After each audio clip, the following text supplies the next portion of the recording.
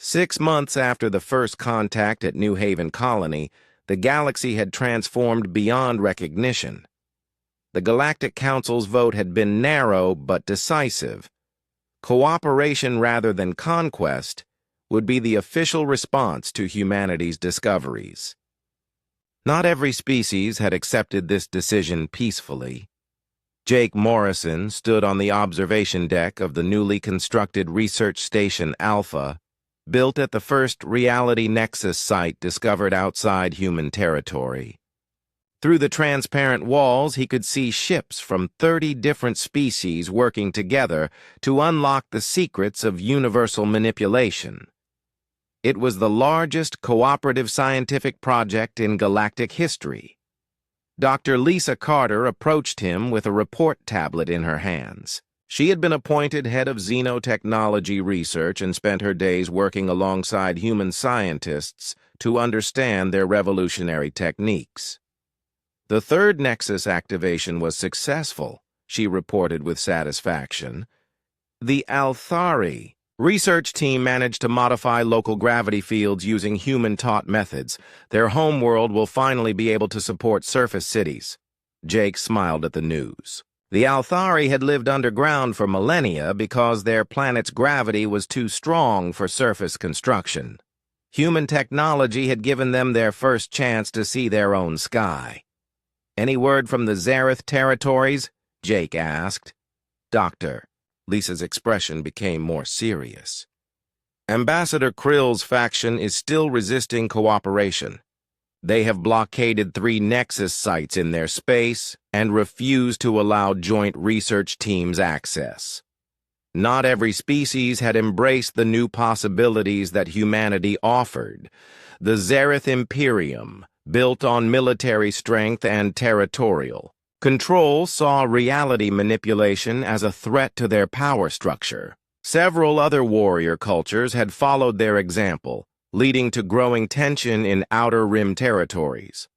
On New Haven Colony, Ben Rogers was dealing with very different problems. His quiet settlement had become the most important location in the galaxy overnight.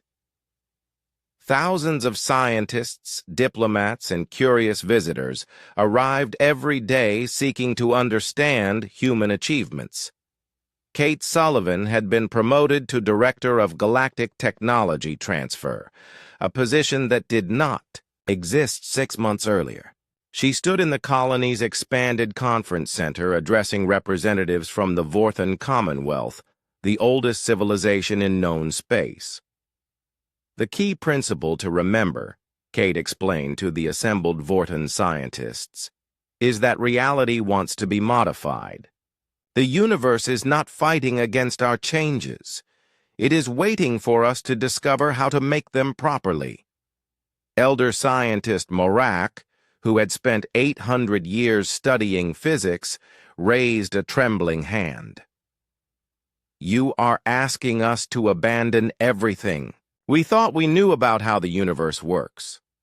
Dr. Ryan Clark, who had become humanity's chief theoretical physicist, nodded understandingly. "We had to do the same thing when we first arrived here. It is difficult to accept that the laws of nature are more like guidelines than absolute rules." Amy Davis had taken on the role of Galactic Diplomatic Coordinator. She spent her days mediating between species that wanted immediate access to human technology and human colonies that were overwhelmed by the sudden attention. "We are sharing our knowledge as quickly as we can," Amy explained to a delegation from the Zenthari Federation. "But this technology requires careful training. We cannot simply hand out reality manipulation tools without proper education." Dr. E. Rachel Mills had made another crucial discovery while working with alien research teams. Different species had natural abilities to interact with Nexus sites in unique ways. Humans were particularly good at detecting the sites and understanding their basic principles, but other races brought their own advantages. "The Vorthak have incredible precision in their modifications," Dr. Rachel reported to the Daily Colony leadership meeting. They can make changes at the subatomic level that we never dreamed possible. The Xanthari have discovered how to link multiple nexus sites together across vast distances. Tony Garcia, now serving as head of practical applications, had been working with alien engineers to develop new tools based on reality manipulation principles. The joint research teams are producing amazing results. We have transportation systems that can move ships across the galaxy in hours instead of months. Construction techniques that can build cities in days instead of years. But the most significant change was happening throughout human space. The 37 known human colonies had all activated their local nexus sites and were sharing discoveries with each other and with alien research partners. What had started as isolated settlements struggling to survive had become the foundation of a new type of civilization. Jake Morrison received permission to visit one of the newest joint research stations built in neutral space between human and alien territories. The station existed in a modified reality bubble where the speed of light was adjustable and gravity flowed in programmable patterns. He met with Dr. Lisa Carter and representatives from 12 different species who were working together to solve problems that had plagued the galaxy for millennia. Energy scarcity was ending as reality manipulation provided unlimited clean power. Resource conflicts were becoming obsolete as matter itself could be modified to meet any need.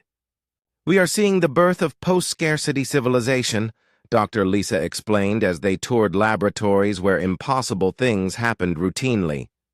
"When you can modify the basic properties of matter and energy, traditional economics stops making sense." Not everything was proceeding smoothly. The Zareth Imperium had formed an alliance with several other militaristic species who viewed human technology as an existential threat to their way of life. Reports suggested they were developing weapons designed to disrupt nexus sites and prevent reality manipulation. High Chancellor Vex had called another emergency session of the Galactic Council to address the growing divide between cooperative and hostile factions.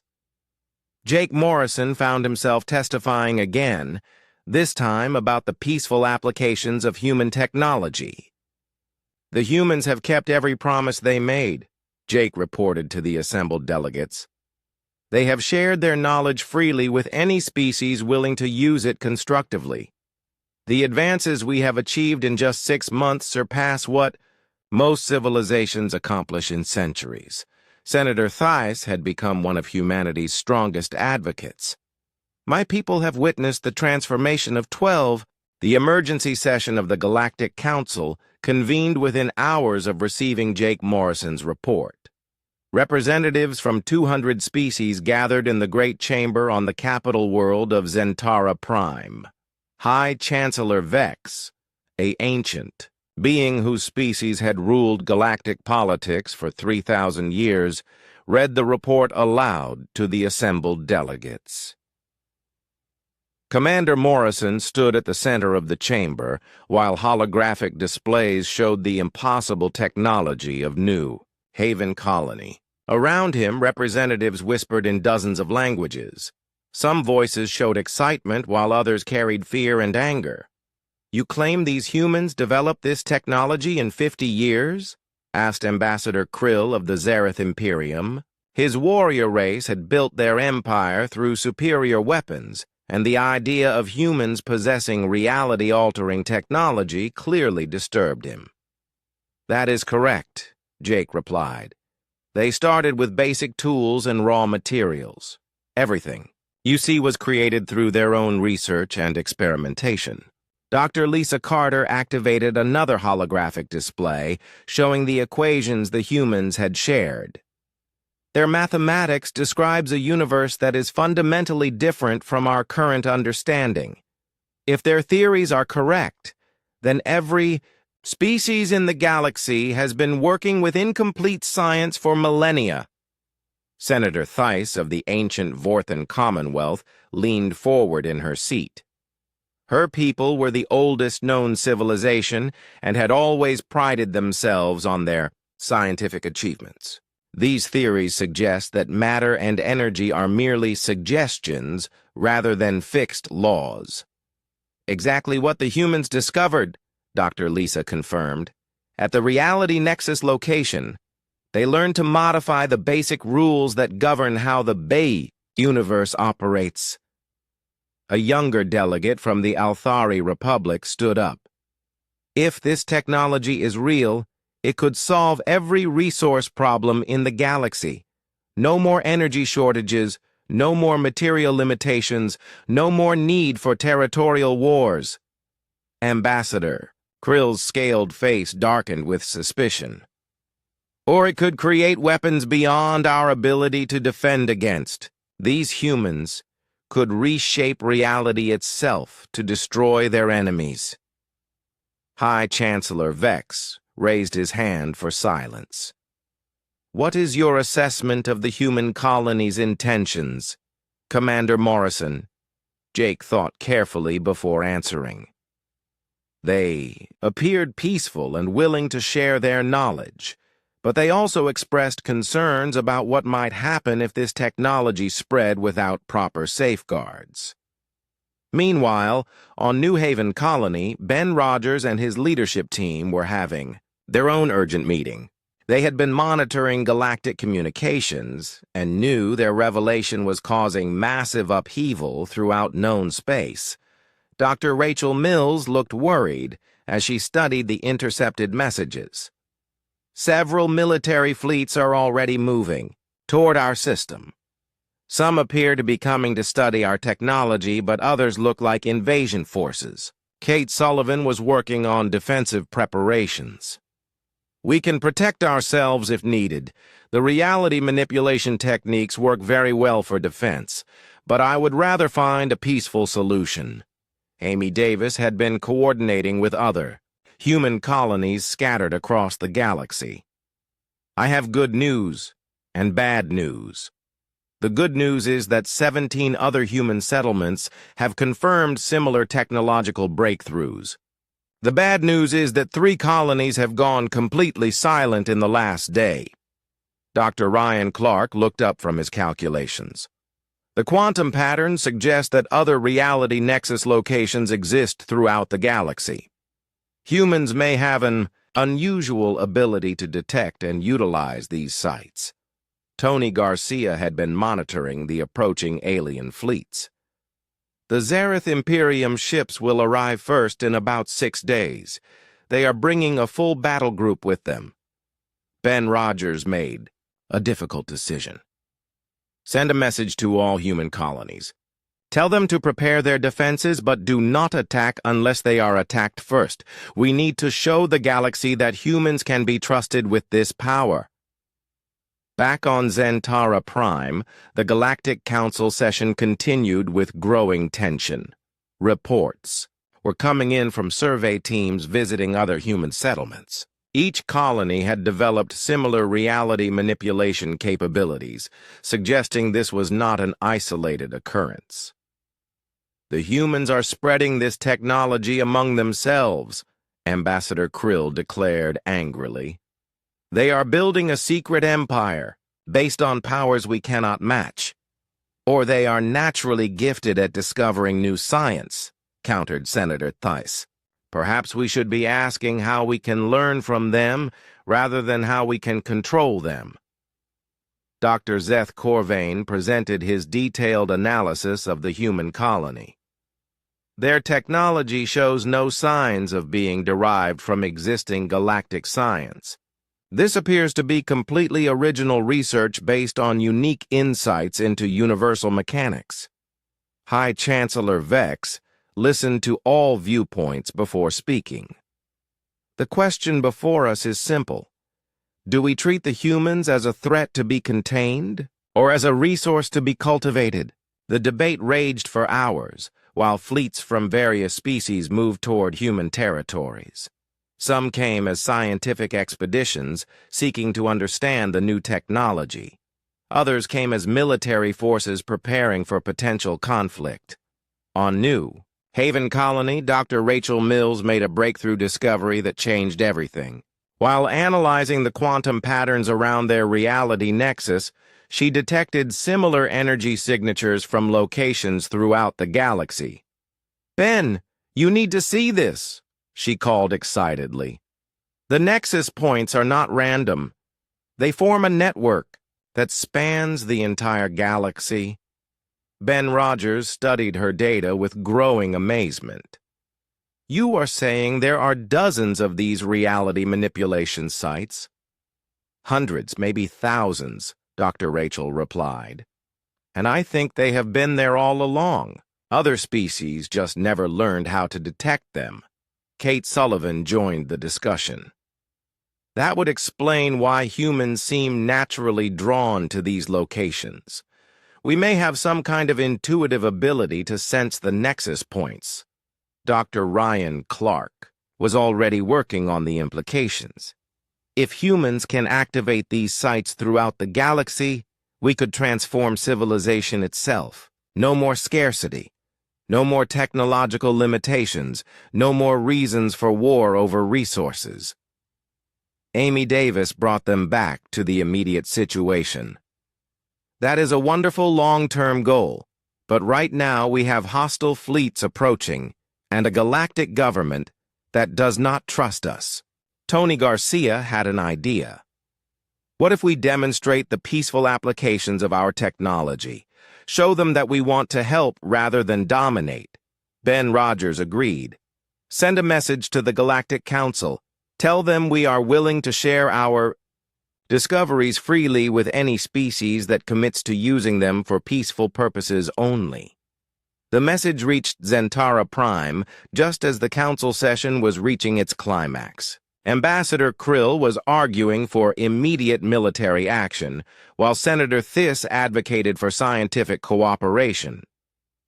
High Chancellor Vex read the human message aloud. "They offer to share their technology freely with any species that pledges to use it peacefully." "It could be a trap," Ambassador Krill warned. "They may be trying to buy time while they prepare their defenses. Or they may be exactly what they appear to be," Senator Thiss countered. "A young species that has made remarkable discoveries and wants to share them for the good of all." Jake Morrison requested permission to speak. "I have spent days with these humans. They showed no signs of deception or hostile intent. Their colony is focused on building rather than destroying." Dr. Lisa Carter agreed. "Their mathematics checks out completely. This is real science, not some kind of elaborate deception." The vote was called with the future of galactic civilization hanging in the balance. Some species voted for military intervention while others chose scientific cooperation. The final decision would determine whether humanity's gift to the galaxy would lead to a new golden age or to the greatest war in galactic history. As the votes were counted, fleets continued moving toward human space and reality. Nexus sites began, activating throughout the galaxy. The age of impossible limitations was ending, but what would replace it remained unknown. Commander Jake Morrison stared at the screen in front of him with growing confusion.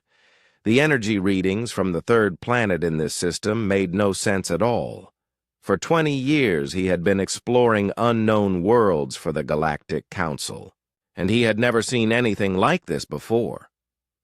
The patterns on his display showed signs of advanced technology, but that was impossible. According to their star charts, this system had been empty when the last survey ship passed through 50 years ago. Dr. Lisa Carter walked over to his station and looked at the same readings. She was the best science officer in the fleet, and her green-scaled face showed the same confusion that Jake felt. Lisa belonged to the Vorthak race, and her people were known throughout the galaxy for their scientific minds. If she was puzzled, then something was very wrong with what they were seeing. "Commander, these energy signatures are unlike anything in our database," Lisa said while adjusting her scanner. The planet is generating power levels that suggest a Class 7 civilization, but our records show it was uninhabited when we last checked. Jake rubbed his chin and thought about their options. His ship, the Star Seeker, was on a routine mission to catalog primitive worlds for the Galactic Council. Most of the time, they found empty rocks or planets with simple life forms. Sometimes they discovered species that had just learned to make fire or build basic tools. Never had they found a world that jumped from nothing to advanced technology. In just 50 years. Could our records be wrong? Jake asked his crew. The bridge was filled with beings from different worlds, all working together under Galactic Council orders. His navigator was a tall, blue-skinned Zenthari named Officer Kell, and his weapons expert was a small, furry creature called Pip, who came from the Outer Rim territories. Officer Kell checked his star maps twice before answering. No, sir, the records are clear. This system was marked as empty during the last survey. No signs of intelligent life anywhere in the system. Dr. Lisa Carter continued scanning the planet below them. Her instruments were picking up more strange readings with each passing minute. The planet had cities that glowed with unknown energy sources. There were structures that seemed to bend light around them in ways that defied physics.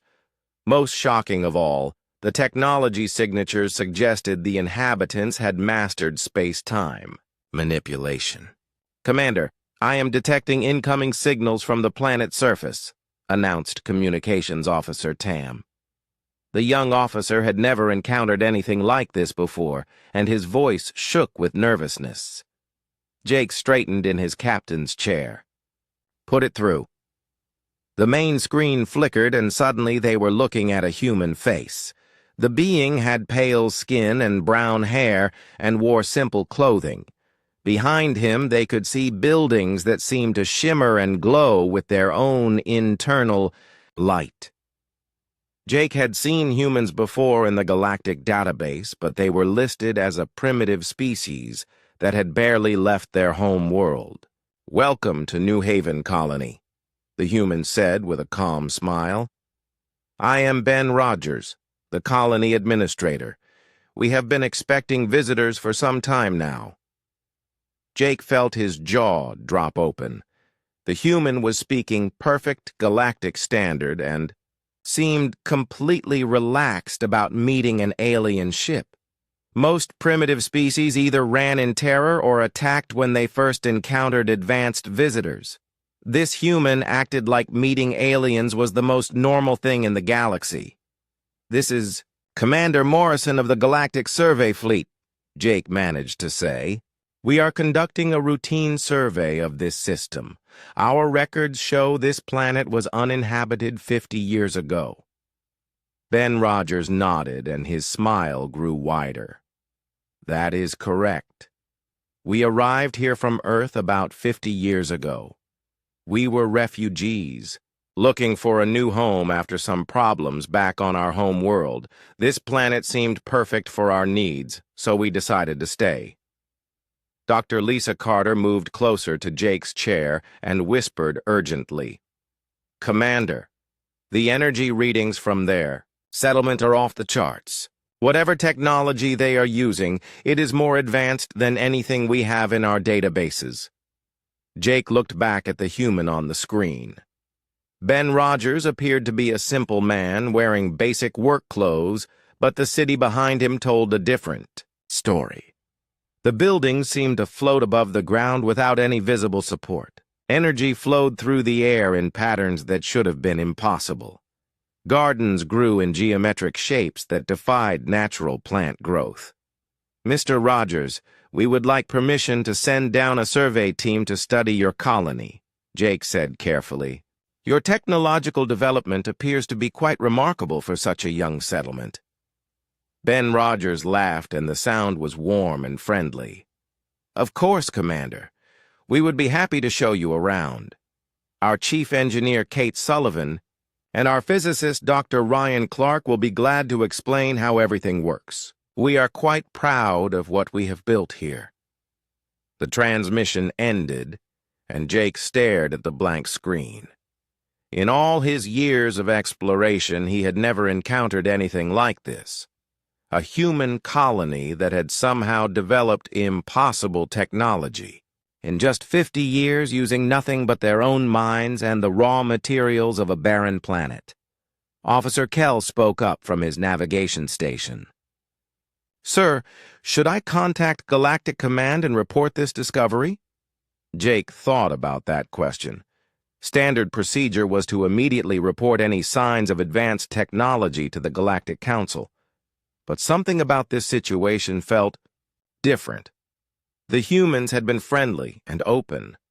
They had not tried to hide their technology or threaten the survey ship. They acted like they had nothing to fear from contact with galactic civilization. Not yet, Jake decided.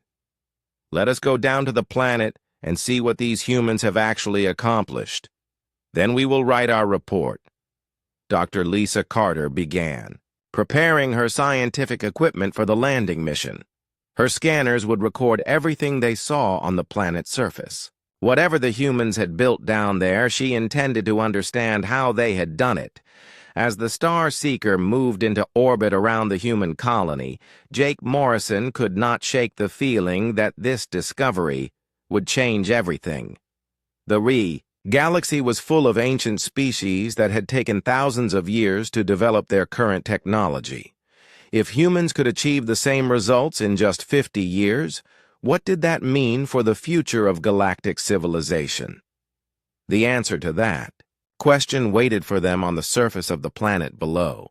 3 days after their first visit, Jake Morrison returned to New Haven Colony with his entire science team. Dr. Lisa Carter had spent the previous nights analyzing her scanner data, and what she found kept her awake. The readings suggested that the humans had achieved something that every species in the galaxy thought was impossible. Ben Rogers met them at the landing pad again, this time accompanied by the colony's full leadership team. Amy Davis stood beside him along with Kate Sullivan and Dr. Ryan Clark. Behind them waited Dr. Rachel Mills, a woman in her 40s who served as the colony's head researcher, and Tony Garcia, a young engineer with dirt under his fingernails and excitement in his eyes. "Commander Morrison, Dr. Carter, welcome back," Ben said warmly. "We understand you want to study our central facility today." Jake nodded seriously. "Your technology readings are unlike anything we have encountered before. My science team needs to understand how you achieved these advances." Dr. Rachel Mills stepped forward. "We would be happy to show you everything. But first you should understand what we discovered here that made it all possible." The group walked through the colony toward a large building at its center. Jake noticed that every structure they passed seemed to be alive with energy. Plants grew in patterns that improved their own growth. Water flowed uphill when needed. Even the ground beneath their feet felt different, as if it was somehow more solid than normal matter should be. "When we first arrived here 50 years ago, this planet appeared to be completely lifeless," Dr. Ryan Clark explained as they walked. "No plants, no animals, just rocks and dirt. But our instruments detected something unusual in the planet's core." Kate Sullivan pointed toward the central building. "The planet sits on top of what we call a reality nexus. It is a place where the fundamental forces of the universe intersect in ways that allow direct manipulation." Dr. Lisa Carter stopped walking and stared at Kate. "That is theoretically impossible. Reality nexuses are mathematical concepts, not physical locations." Dr. Rachel Mills smiled. "That is what we thought too. But desperate people try impossible things. When our conventional technology failed, we started experimenting with the strange energy patterns we detected. They entered the central facility, and Jake found himself in a chamber that defied description. The walls seemed to exist in multiple dimensions at once. Patterns of light moved through the air like living creatures. At the center of the room stood a device that hurt to look at directly because it bent space around itself. "This is our core manipulator," Tony Garcia said proudly. "It took us 15 years to build and another 10 to learn how to use properly." Dr. Zeth Corvain pulled out his most advanced scanner and pointed it at the device. The readings he got back made no sense at all. "This machine is manipulating the quantum foam itself. You are directly editing the underlying code of reality." Dr. Ryan Clark nodded enthusiastically. "Exactly. We discovered that at this location with the right equipment and techniques, we can actually modify the fundamental laws of physics in a localized area." Jake Morrison felt his understanding of the universe crumble around him. "You are changing the laws of physics? That should be impossible for any civilization." Amy Davis spoke up. "We thought so too. But when you are facing extinction, you try everything. We started small, just trying to make our tools work better in the strange energy field. Then we learned to modify matter at the atomic level. Eventually, we figured out how to adjust gravity, time flow, and even the speed of light in small areas. Dr. Rachel Mills led them to a wall covered with calculations that Dr. Lisa Carter recognized as mathematics beyond anything in the galactic database. The breakthrough came when we realized that reality is not as fixed as everyone believes. The universe has rules, but those rules can be modified if you know how. Kate Sullivan demonstrated by placing a metal bar on a table near the device. She activated controls, and suddenly the metal became transparent while remaining solid. She picked it up and handed it to Jake, who could see through it like glass, but feel that it was still metal. "We can adjust the properties of matter without changing its fundamental nature," Kate explained. "This metal still has the same atomic structure, but we have modified how it interacts with light." Tony Garcia showed them another demonstration. He picked up a heavy stone and threw it into the air. Instead of falling down, the stone began orbiting around the room like a tiny planet. "Local gravity modification," he said casually. "Very useful for construction projects." Dr. Zeth Corvain was frantically taking notes. "How many people know these techniques?" "Everyone in the colony learns the basics," Dr. Rachel Mills replied. "Even our children understand how to make simple modifications. It is part of living here." Dr. Lisa Carter studied the equations on the wall again. The mathematics described a universe that was far more flexible than anyone had imagined. This knowledge could revolutionize every aspect of galactic civilization. Ben Rogers looked serious for the first time since they had met him. "That is why we have been careful about who we share it with. This kind of power could be very dangerous in the wrong hands," Amy Davis agreed. "We have been debating for years whether to contact the galactic government. Some of us think the knowledge should be shared. Others worry about what might happen if aggressive species learned these techniques." Jake Morrison understood their concern. He had seen what happened when advanced technology fell into the hands of violent civilizations. Wars that lasted for centuries, entire worlds destroyed by weapons that should never have been built. "What changed your minds about allowing visitors?" Jake asked. Dr. Ryan Clark answered. "We have been monitoring galactic communications for decades. We know about the wars and conflicts out there. But we also see species working together, trying to build something better. We decided it was time to take a chance." The tour continued for hours as the humans demonstrated technique after technique.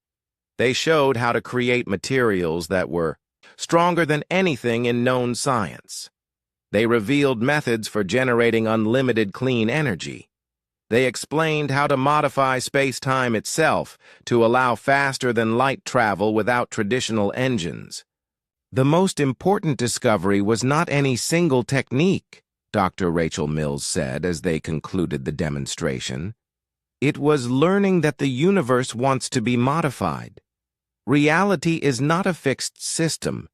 It is a flexible framework that responds to intelligent manipulation. Kate Sullivan added, "Once you understand that, everything becomes possible. The only limits are your imagination and your willingness to experiment." As the alien survey team prepared to leave, Jake Morrison realized that everything he thought he knew about the universe was wrong. These humans had not just developed advanced technology. They had discovered that reality itself could be reprogrammed, like a computer system. Dr. Lisa Carter spoke the question that was on everyone's mind. What happens now? This discovery will change everything in the galaxy. Ben Rogers looked out at his thriving colony, where impossible things happened every day. That depends on what the galaxy decides to do with the knowledge. We hope it will be used to build better worlds for everyone. Jake Morrison knew that his report would cause chaos in the Galactic Council. Ancient civilizations that had dominated space for millennia would suddenly find themselves obsolete. The balance of power that had existed for thousands of years would shift overnight. But as he looked at the peaceful colony, where families lived in harmony with technology beyond imagining, he also saw hope. Perhaps this discovery would not lead to war and destruction. Perhaps it would finally allow all species to transcend the limitations that had held them back for so long. The answer to that question would determine the future of the galaxy itself. The shuttle touched down on a landing pad that seemed to be made of pure energy. Jake Morrison stepped out first, followed by Dr. Lisa Carter and xenobiologist Dr. Zeth Corvain. The alien survey team had seen many strange things in their careers, but nothing had prepared them for what they saw at New Haven Colony. Ben Rogers waited for them at the edge of the landing pad with two other humans. The woman beside him had short red hair and wore a tool belt around her waist. The man on his other side had glasses and carried a tablet that glowed with soft blue light. "Welcome to our home," Ben said as he walked forward to greet them. "This is Kate Sullivan, our chief engineer, and Dr. Ryan Clark, our head physicist. They will be showing you around today." Kate Sullivan stepped forward and shook hands with each of the aliens. Her grip was firm and confident. "We are excited to have visitors. It has been a long time since we had anyone to show off our work to." Dr. Zeth Corvain looked around at the buildings that surrounded the landing pad. His species had been studying alien architecture for centuries, but he had never seen anything like this. The structures seemed to grow out of the ground like living things. Their walls were transparent, but somehow still provided shelter from the wind and weather. "How do you build without solid materials?" Dr. Zeth asked, as he pulled out his scanner to record what he was seeing. Dr. Ryan Clark adjusted his glasses and smiled. "We do not really build in the traditional sense anymore. We grow our structures using controlled energy fields that shape matter at the molecular level. It is much more efficient than carrying building materials around." Dr. Lisa Carter checked her instruments and saw readings that made no sense. The buildings around them were generating their own gravitational fields. Somehow the humans had learned to manipulate the fundamental forces that held the universe together. "This should not be possible with your level of technology," she said. Kate Sullivan laughed and started walking toward the nearest building. "That is what we thought too when we first arrived here. But when you are stuck on a planet with no resources, except rocks and dirt, you have to get creative or you die." The group followed Kate into a building that served as the colony's main workshop. Inside, Jake saw machines that worked without any visible power source. Tools floated in the air waiting to be used. Raw materials transformed themselves into finished products without anyone touching them. We had 50 families when we first landed, Kate explained as she demonstrated one of the machines. We brought basic tools and seeds from Earth, but not much else. The ship that carried us here was damaged in the landing and could not be repaired with conventional methods. Dr. Ryan Clark picked up the story. We had two choices. We could sit down and wait to die, or we could figure out how to survive with what we had. So we started experimenting. The physicist led them to a wall covered with equations and diagrams. Jake could not read the symbols, but Dr. Lisa Carter studied them with growing amazement. The math on the wall described theories that were centuries ahead of current galactic science. "You developed this on your own?" Dr. Lisa asked in disbelief. "We had to," Dr. Ryan replied. "When conventional physics could not solve our problems, we had to find new physics. When normal engineering could not build what we needed, we had to invent new engineering." Kate Sullivan showed them a device that looked like a simple metal cube. When she activated it, the cube began to glow, and suddenly the gravity in the room changed. The aliens found themselves floating gently in the air while Kate remained standing on the floor. "Localized gravity control," Kate said casually, as if she was talking about a screwdriver. "Very useful for construction work and moving heavy objects around." Dr. Zeth Corvain pulled out every scanner he carried, but none of them could explain what they were seeing. "The energy patterns are completely unknown. What power source drives this technology?" Ben Rogers answered that question by pointing to the walls around them. "The power comes from the quantum vacuum itself. We learned how to tap into the zero-point energy field that exists everywhere in space."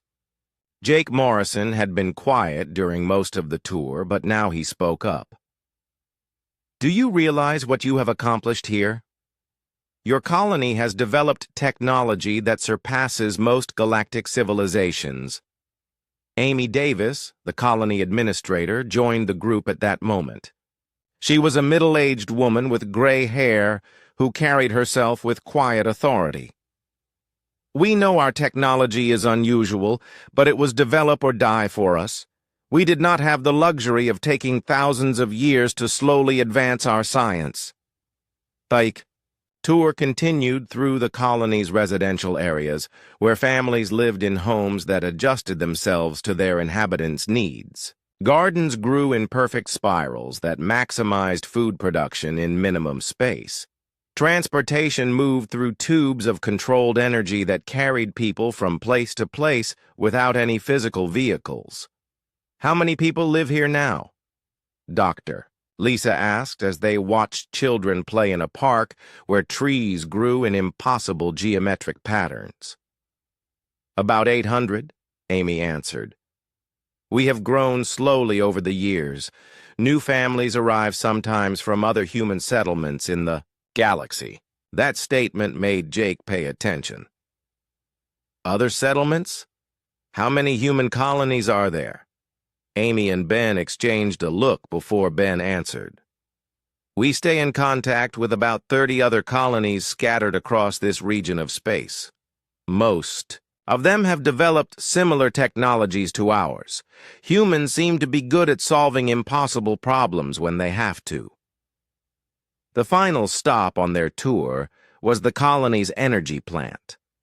Kate Sullivan led them into a chamber that contained what looked like a small artificial star. The sphere of light floated in the center of the room, providing power for the entire settlement. "We call it a reality anchor," Dr. Ryan Clark explained. "It draws energy directly from the fundamental structure of space-time itself. One unit like this can power our entire colony indefinitely." Dr. Zeth Corvain stared at the floating star with his mouth hanging open. His people had spent millennia trying to develop fusion power, and these humans had moved beyond that to tap the universe itself for energy. As the alien survey team prepared to return to their ship, Jake Morrison found himself struggling to write. his report. How could he explain to the Galactic Council that a small group of human refugees had achieved in 50 years what most species took millennia to accomplish? How could he describe technology that his own instruments could barely detect? Kate Sullivan saw his confusion and patted him on the shoulder. Do not worry too much about understanding everything you saw today. We are still figuring out how half of it works ourselves. The important thing is that it does work and it keeps our families safe and healthy. As their shuttle lifted off from the energy landing pad, Jake looked down at New Haven Colony. From space, the settlement looked like a jewel of light embedded in the surface of an otherwise ordinary planet. But he knew now that what they had discovered here was far from ordinary. These humans had unlocked secrets of the universe that could change everything.